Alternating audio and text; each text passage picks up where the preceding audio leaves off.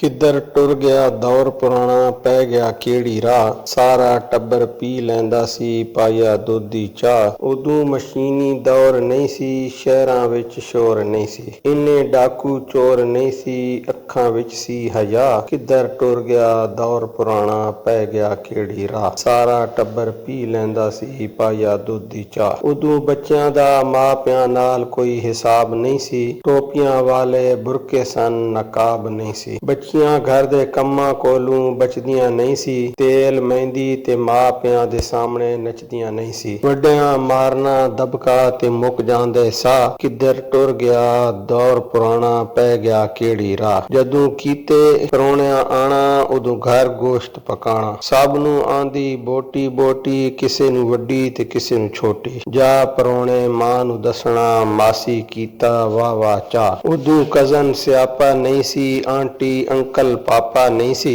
ਏਡੇ ਚਿੱਟੇ ਖੂਨ ਨਹੀਂ ਸੀ, ਕੁੜੀਆਂ ਦੇ ਕੋਲ ਫੋਨ ਨਹੀਂ ਸੀ। ਇੱਜ਼ਤ ਵਾਲੇ ਯਾਰ ਹੁੰਦੇ ਸਨ, ਛੋਟੇ ਵੀਰ ਤੇ ਵੀਰ ਹੁੰਦੇ, ਵੱਡੇ ਹੁੰਦੇ ਭਾ। ਉਦੋਂ ਦੁਨੀਆ ਮਰ ਨਹੀਂ ਸੀ ਗਈ, ਜਦੋਂ ਸ਼ਵਾਰਮਾ ਬੋਤਲ ਨਹੀਂ ਸੀ। ਬਾਕੀ ਸਭ ਖੁਰਾਕਾਂ ਸਹੀ ਸੀ, ਖਾ ਕੇ ਦੁਨੀਆ ਵਹਿੰਦੀ ਪਈ ਸੀ, ਰਲ ਕੇ ਸਾਰੇ ਭੈਣ ਭਰਾ। ਕਿੱਧਰ ਟੁਰ ਗਿਆ ਪੁਰਾਣਾ, ਪੈ ਗਿਆ ਕਿਹੜੀ ਰਾਹ। ਸਾਰਾ ਟੱਬਰ ਪੀ ਲੈਂਦਾ ਸੀ ਪਾਇਆ ਦੁੱਧ ਦੀ ਚਾਹ।